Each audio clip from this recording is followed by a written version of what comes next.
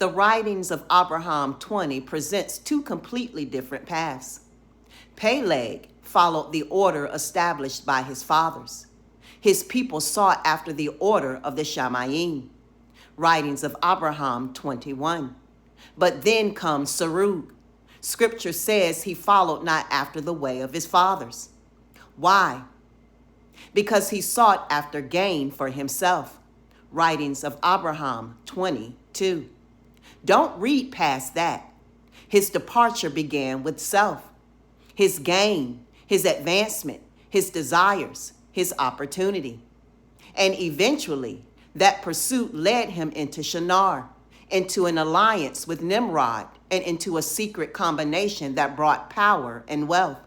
Writings of Abraham 22 through 3. Everything that elevates you isn't from Yahuwah. We have been conditioned to see increase as confirmation. More money. I'm blessed. More influence. Yahuwah opened the door. More recognition. This must be my season. More power. I'm walking in favor. But what if the opportunity requires you to compromise truth? What if gaining more requires becoming less obedient? What if the door you're celebrating is actually leading you farther away from Yahuwah? Serug gained power and wealth, but first he abandoned the way. That should make us examine ourselves, because the narrow path isn't about asking, how much can I gain? It's asking, can I remain faithful even when obedience costs me something? Then look at how compromise traveled through generations. Serug begot Nahor. Nahor begot Terah.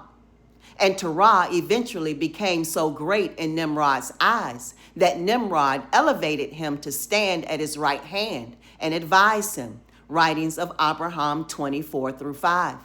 What began as one man's decision to pursue personal gain became an environment the next generations inherited. Brothers and sisters, what we normalize today can become what our children inherit tomorrow. That's why your obedience matters beyond you. Your children are watching. Your grandchildren are watching. People connected to you are watching. You may be establishing patterns that someone calling behind you will either have to continue or break. So examine the path. Not just the reward, not just the money, not just the position, not just the applause. Where is this taking me? Closer to Yahuwah or closer to Shinar? Deeper into obedience or deeper into self? Because you can become powerful in the world system while becoming spiritually bankrupt before Yahuwah. Don't trade the way for the world. If obedience costs you the position, choose obedience. If truth costs you popularity, choose truth. If righteousness costs you financial gain, choose righteousness. If walking away from the system means starting over, start over. Better to have little while walking faithfully before Yahuwah than to gain everything while slowly becoming someone you were never called to be. Hold on when obedience costs you. Endure when compromise looks easier. And never confuse worldly elevation with Yahuwah's approval. The writings of Abraham 20, 1 through 5. Hold on, endure, stay on the narrow path.